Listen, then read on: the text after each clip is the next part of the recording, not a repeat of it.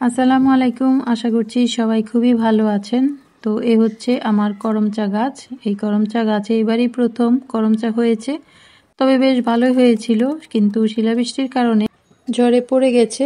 এখনও বেশ কিছু রয়ে গেছে, সেখান থেকে আমি কয়েকটা নিয়ে নেব, ভাবলাম আপনাদের সাথেও শেয়ার করি। আর করমচা দিয়ে কিন্তু বেশ মজার মজার রেসিপি করা যায়। করমচা মাঝখান দিয়ে কেটে ভেতরের বীজটা ফেলে দিয়ে মসুর ডালে দিলে সেই লাগে খেতে, খুব সুন্দর ফ্লেভার হয়। আর হালকা টকের কারণে ডালটাও খেতে দারুণ লাগে। আবার করমচা দিয়ে ভর্তা করা যায়, করমচা দিয়ে আচারও তৈরি করা যায়, কাসুন্দি দিয়ে মাখিয়ে খেতেও সেই লাগে। এবার এগুলোকে প্রথমে ভালো করে পানি দিয়ে ধুয়ে নিতে হবে। করমচায় সাদা কালারের কষ থাকে, তো একটু পানি দিয়ে ভিজিয়ে রাখলে, কষলে ধুয়ে নিলে কষটা চলে যাবে। তো আমি প্রথমে ভালো করে ধুয়ে নিলাম।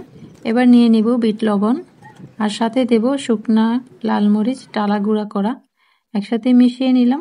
আর করমচা কিন্তু আমি খুবই পছন্দ করি। ছোটবেলা থেকেই আমাদের একটা গাছ ছিল, একেবারে গাছটা মাটি থেকে বেয়ে বেয়ে খুঁটি দিয়ে বেঁধে দেওয়ার পর ছাদ পর্যন্ত চলে গিয়েছিল।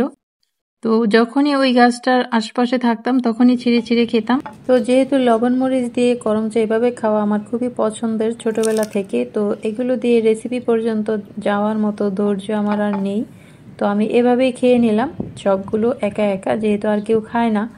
তো ভালো থাকবেন। এতক্ষণ যদি পুরো ভিডিওটা দেখে থাকেন তাহলে আপনাকে অসংখ্য ধন্যবাদ। আর আপনারা করমচা কীভাবে খান সেটা কিন্তু কমেন্ট করে অবশ্যই জানাবেন। ভালো থাকবেন। কথা হবে পরবর্তী রেসিপির সাথে। আল্লাহ হাফেজ।